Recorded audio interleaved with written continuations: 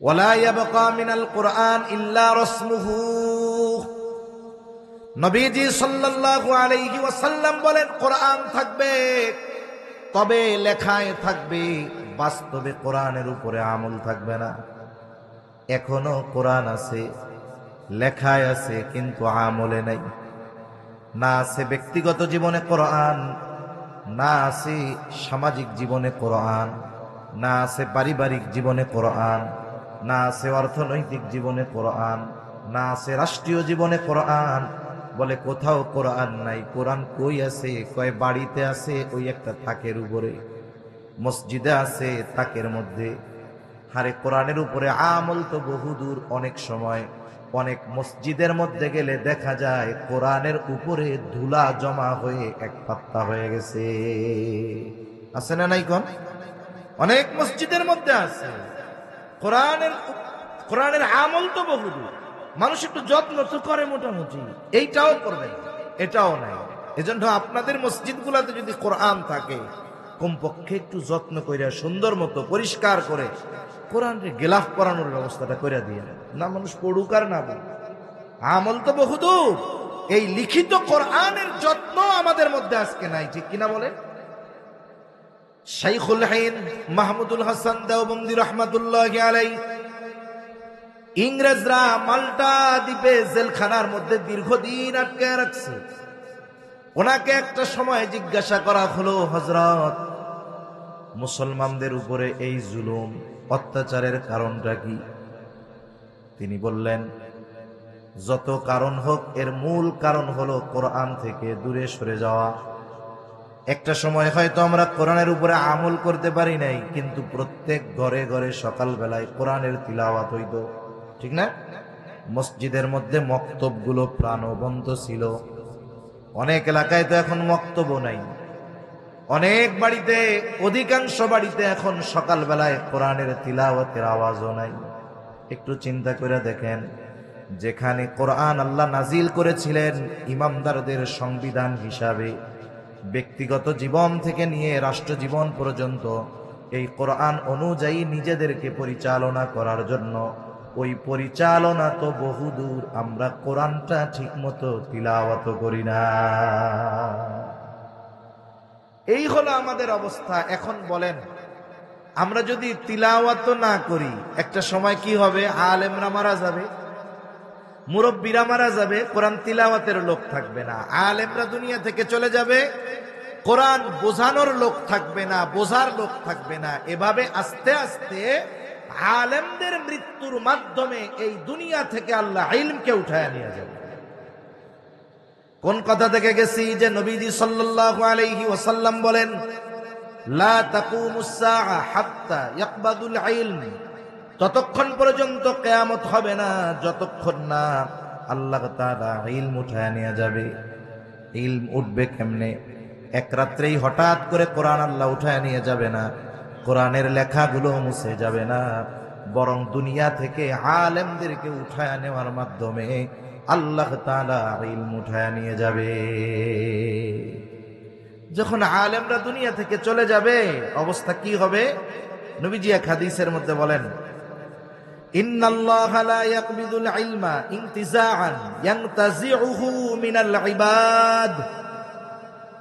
রাসূল সাল্লাল্লাহু আলাইহি ওয়াসাল্লাম বলেন, আল্লাহ তাআলা তার বান্দাদের অন্তর থেকে ইলম উঠায় নিয়ে যান না, ওয়ালাকিন ইয়াকবিদুল ইলমা বিকবদিল উলামা। তবে আল্লাহ তাআলা আলেমদেরকে উঠায় নেওয়ার মাধ্যমে ইলম উঠায় নিয়ে যায়। যখন এই আলেমরা চলে যায়, তখন কি হবে? আল্লাহ রাসূল সাল্লাল্লাহু আলাইহি ওয়াসাল্লাম বলেন, হাত্তা ইযা লাম ইউবকি আলিমান। যখন আর কোনো মুহাক্কিক আলেম দুনিয়ায় থাকবে না, কোরআন হাদিস প্রকৃতভাবে বুঝতে পারে এমন কোনো আলেম দুনিয়ায় থাকবে না, নবীজি সাল্লাল্লাহু আলাইহি ওয়াসাল্লাম বলেন, ইত্তাখাযান নাসু রুউসান জাহলান। রাসূল সাল্লাল্লাহু আলাইহি ওয়াসাল্লাম বলেন, তখন মানুষেরা মূর্খদেরকে নেতা বানায় নিবে। এখন ওই নেতাদের কাছে গিয়া জিজ্ঞাসা করবে, তাদের কাছ থেকে মাসলা জানতে চাইবে, আর ওই জাহেলরা না জানলেও বইলা দিবে, এটা এরকম হবে, এরকম হবে। দেখবেন চায়ের দোকানে যান, নামাজ কালাম একটাও পড়ে না। আপনি চার দোকানে গিয়ে যদি খালি গন যে এই মাসালার সমস্যাটা কি করা যায়, দেখবেন বিড়ি টানবে, চাই চুমুক দিয়া বলবে এটার মাসালা হইলো এরকম, আর একজন করবে এটার মাসালা হইলো ওই রকম, আর একজন বলবে ওইটার মাসালা হইলো ওই রকম। মুফতি সাহেবের অভাব হবে না, ঠিক কিনা কোন? এখন এই জাহেলদেরকে তারা ইমাম বানাবে, যেহেতু প্রকৃত আলেম নাই। এখন তাদের কাছে জিজ্ঞাসা করবে আর তারাও ফতোয়া দিয়া দিবে। এখন কি হবে? আল্লাহ রাসূল সাল্লাল্লাহু আলাইহি ওয়াসাল্লাম বলেন, ফাদাল্লু ওয়া আদাল্লু। ওই ফতোয়া দেওয়ার লোকগুলো যারা জাহেল, ওরাও পথভ্রষ্ট হবে, আর যেই মানুষগুলো তাদের কাছে ফতোয়া জানতে যাবে তারাও পথভ্রষ্ট হয়ে যাবে। নিজেরাও পথভ্রষ্ট হবে, তাদের কাছে যারা যাবে তাদেরকেও পথভ্রষ্ট বানাবে। এজন্য সমাজে আলেম দরকার, আর আলেমের জন্য মাদ্রাসা দরকার। এজন্য মাদ্রাসাগুলোকে বলা হয় দ্বীন হেফাজতের দুর্গ। মাদ্রাসাগুলো যদি ধ্বংস করে দিতে পারে, এই যে দেখেন না আমাদের পার্শ্ববর্তী দেশে হিন্দুত্ববাদ কায়েম করার জন্য, ইসলাম আর মুসলমানদেরকে শেষ করে দেওয়ার জন্য ওয়াকফ আইন করে অবৈধভাবে মাদ্রাসা, মসজিদ, কবরস্থান, মুসলমানদের স্থাপনাগুলো ধ্বংস করে দেওয়ার অপচেষ্টা তারা করতেছে। কারণ তারা জানে যে ইসলামকে যদি নিশ্চিহ্ন করতে হয়, মাদ্রাসা ধ্বংস করতে হবে। মাদ্রাসা যদি না থাকে, আলেম ওলামা হবে না, থাকবে না। আলেম যদি না থাকে, দ্বীন বলার, হক কথা বলার মানুষেরা থাকবে না। এজন্য এর আগেও ইংরেজরা যখন 200 বছর দেশে শাসন করেছে, প্রায় 1 লাখের কাছাকাছি 90,000-এর উপরে মাদ্রাসা তারা ধ্বংস করে দিয়েছে, যেন ইসলামকে নিশ্চিহ্ন করে দেওয়া যায়। এজন্য আমরা আগামী প্রজন্মকে দ্বীন শেখাবো, এটা আমাদের জন্য জরুরি। যদি আমরা আমাদের অস্তিত্বকে বিনাশ না করতে চাই, যদি টিকে থাকতে চাই, ইসলাম যদি প্রতিষ্ঠা করতে চাই, ইলমের হেফাজত করতে হবে আলেমদের মাধ্যমে, ঠিক কিনা বলেন? এজন্য আলেম দরকার, মাদ্রাসা দরকার। এদিকে আমরা খেয়াল রাখবো ইনশাআল্লাহ। নবীজি সাল্লাল্লাহু আলাইহি ওয়াসাল্লাম তাই বলেন, কিয়ামতের আগে লা তাকুমুস সাআতু হাত্তা ইউকবাদাল ইলম। যে পর্যন্ত না ইলম উঠিয়ে নেওয়া হবে, সেই পর্যন্ত কিয়ামত হবে না। এরপরে নবীজি বলেন, ওয়া তাকসুরাজ জালাজিল। নবীজি সাল্লাল্লাহু আলাইহি ওয়াসাল্লাম বলেন, কিয়ামতের আগে ভূমিকম্প বেড়ে যাবে। প্রতিনিয়তই আশেপাশে আমরা দেখছি বড় বড় ভূমিকম্প হয়। মায়ানমার, থাইল্যান্ডে ভূমিকম্প হলো, কয়েক বছর আগে তুরস্কে ভূমিকম্প হলো। এই যে ভূমিকম্পে হাজার হাজার লাখো লাখো মানুষের প্রাণ চলে যাইতেছে। আবার ভূতত্ত্ববিদ যারা, তারা আমাদেরকে সতর্ক করে, আমাদের চতুর্দিক দিয়ে এমন ভূমিকম্প হওয়ার সম্ভাবনা আছে। মাঝে মধ্যে বিশেষজ্ঞরা বলে যে ঢাকা শহরে ভূমিকম্প হবে, যদি হয় 7-8 মাত্রার ভূমিকম্প যদি হয়, ঢাকা শহরটা মৃত্যুপুরীতে পরিণত হয়ে যাবে। এখন বিষয় হলো, ভূমিকম্প বাড়ারও কিছু কারণ আছে। আল্লাহ তাআলা প্রাকৃতিক কিছু নিয়ম নিজাম তো রাখছে, এরপরেও বাড়ার যে কারণগুলো, এর মধ্যে একটা কারণ হলো পাপ বাড়লে ভূমিকম্প বেড়ে যায়। সমাজে ভালো কাজের চাইতে পাপের কাজ বেশি। বরং আমরা তো দেখি এই 92% মুসলমানের দেশে রাষ্ট্রীয় পৃষ্ঠপোষকতায় অবৈধ কাজকে, পাপাচারকে বৈধতা দেওয়ার জন্য একদল ইসলাম বিদ্বেষী লেগে গেছে, ঠিক কিনা বলে? যেখানে পাপ করলে আল্লাহ বেজার হয়, জমিন আল্লাহর কাছে বলে, আল্লাহ আপনি নির্দেশ দেন এগুলার আমি গ্রাস করে ফেলি। জমিনের উপরে যখন কেউ পাপ করে, জমিন আল্লাহর কাছে বলতে থাকে, আর ওই পাপ বৈধতা দিয়ে জমিনে প্রতিষ্ঠা যারা করতে চায়, এরা কত বড় পাপী এটা তো নির্ণয় করাও কঠিন, ঠিক কিনা বলেন? এজন্য মুসলমানদেরকে সচেষ্ট থাকতে হবে, সতর্ক থাকতে হবে। জীবন চলে যায় যাক, কিন্তু কোরআন সুন্নাহ বিরোধী কোন আইন সহ কোন পাপাচারকে বৈধতা দেওয়ার সুযোগ এই 92% মুসলমানের দেশে দেওয়ার কোনো সুযোগ নাই, ঠিক কিনা বলেন? এজন্য অনেক সময় সাধারণ মানুষ এই ধরনের সূক্ষ্ম ষড়যন্ত্রগুলো অনুধাবন করতে পারে না। আমাদের উলামায়ে কেরাম আমাদেরকে সতর্ক করে দেন কারণ তারা গভীর জ্ঞানের অধিকারী হওয়ার কারণে তারা বুঝতে পারে যে এই আইনের মাধ্যমে ইসলামের উপরে আঘাত করার অপচেষ্টা করা হচ্ছে। এরকম কিছু আইনের কথা আপনারা সম্প্রতি সময়ে জানছেন। নারী সংস্কার কমিশন এই সংস্কারের নামে ইসলামকে ধ্বংস করার অপচেষ্টায় নেমেছে। উত্তরাধিকার আইনের মধ্যে হাত দিচ্ছে, যেটার সিদ্ধান্ত আল্লাহ দিয়েছেন। আবার কত পাপাচারকে শ্রম হিসাবে আইন পাশ করার জন্য তারা সর্বোচ্চ উঠে পড়ে লাগছে। পতিতাবৃত্তিকে শ্রমের মূল্যায়ন দিতে হবে। একজন শ্রমিকের যেই সম্মান, বলে একজন পতিতাকেও সেই সম্মান দিতে হবে। অথচ উচিত কি ছিল? মানুষ পাপের পথে অনেক সময় ইচ্ছা করে যায় না, অভাবের কারণে অনেক সময় মানুষ পাপাচারে লিপ্ত হয়, ঠিক কিনা বলেন? আশেপাশে যারা পাপের সাথে আছে, চুরি করে, ছিনতাই করে, একটু নিরিবিলি তাদেরকে নিয়ে বসবেন, জিজ্ঞাসা করবেন যে এই পাপের সাথে যে জড়াইলা, এটা কি খুশির ঠেলায় জড়াইছো? দেখবেন অধিকাংশর জবাব যে এই পাপের পথে আসার কারণ হলো আমার অভাব, ঠিক কিনা?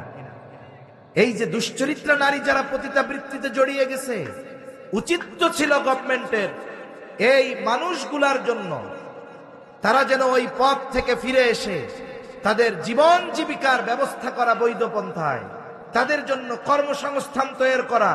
অথচ উল্টা কি করা হচ্ছে? এই হারাম কাজটাকে রাষ্ট্রীয়ভাবে বৈধতা দেওয়ার জন্য গভর্নমেন্টকে তারা চাপ দিচ্ছে। নাউজুবিল্লাহ। যদি পাপাচার বাড়ে, ভূমিকম্প আরো বাড়বে না কমবে? জোরে বলেন, বাড়বে না কমবে? এজন্য মনে রাখতে হবে, পাপ থেকে যদি না সরি, বাঁচার উপায় নেই। এজন্য রাসূল সাল্লাল্লাহু আলাইহি ওয়াসাল্লাম বলেন, ওয়াতাকসুরাজ জালাজিলু, জালজালা বেড়ে যাবে, ভূমিকম্প বেড়ে যাবে। এরপরে নবীজি বলেন, ওয়াতাকারাবাজ জামান, নবীজি সাল্লাল্লাহু আলাইহি ওয়াসাল্লাম বলেন, সময় সংকুচিত হয়ে যাবে। আর এক হাদিসের মধ্যে আসছে, নবীজি সাল্লাল্লাহু আলাইহি ওয়াসাল্লাম বলেন, কিয়ামতের আগে দিন যাবে ঘন্টার মতো। একটা দিন কেমন যেন 1 ঘন্টার মতো মধ্যে চলে যাবে এমন মনে হবে। সপ্তাহ চলে যাবে দিনের মতো, 1 সপ্তাহকে মনে হবে 1 দিন, মাসকে মনে হবে সপ্তাহের মতো, আর বছরকে মনে হবে মাসের মতো, যুগকে মনে হবে বছরের মতো। তার মানে সময় অতি দ্রুত আমাদের মধ্য থেকে চলে যাবে। আল্লাহ রাসূল সাল্লাল্লাহু আলাইহি ওয়াসাল্লাম তাই বলেন, ওয়াতাকারাবাজ জামান, সময় সংকুচিত হয়ে যাবে। আমাদের কাছে বড় সময়গুলাকে মনে হবে এটা অতি দ্রুত কেমন করে চলে গেল। এখনের জামানাটা ওইরকম। করোনাকালীন সময় থেকে নিয়ে কেমন যেন সময়টা খুব দ্রুত চলে যেতেছে। সেই 2019 সালের ডিসেম্বরে করোনা শুরু হয়েছিল, 20 সাল, দেখতে দেখতে এখন 25 সাল চলতেছে। 6 বছর চলে গেল কেন? একেবারে মনে হইল এই যে সেই দিন। হায়াত এরকম। এটা হলো কেমনে যায়? বলে সময়ের বরকত আল্লাহ তাআলা উঠায় নেয়। অনেক মানুষ দেখবেন অল্প সময়ে অনেক কাজ করে, তার সময়ে বরকত হয়। আবার অনেক মানুষ আছে সময়ের বরকত তাদের থেকে উঠে যায়, অনেক সময়ে সে ছোট কাজও সম্পাদন করতে পারে না। কিয়ামতের আগে এরকম হয়ে যাবে।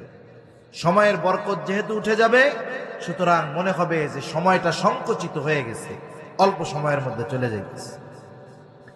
এরপরে নবীজি বলেন, ওয়াতাযহারাল ফিতান, একের পর এক ফিতনা প্রকাশ পাবে।